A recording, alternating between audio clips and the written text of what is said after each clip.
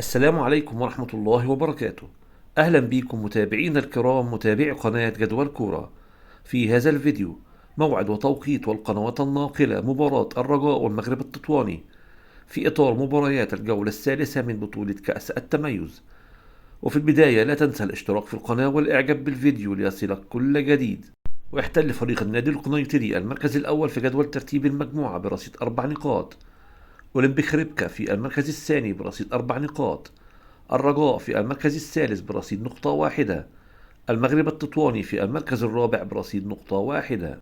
ويستضيف ملعب ثاني الرمل مباراة الرجاء والمغرب التطواني في إطار مباريات الجولة الثالثة من بطولة كأس التميز المغربي.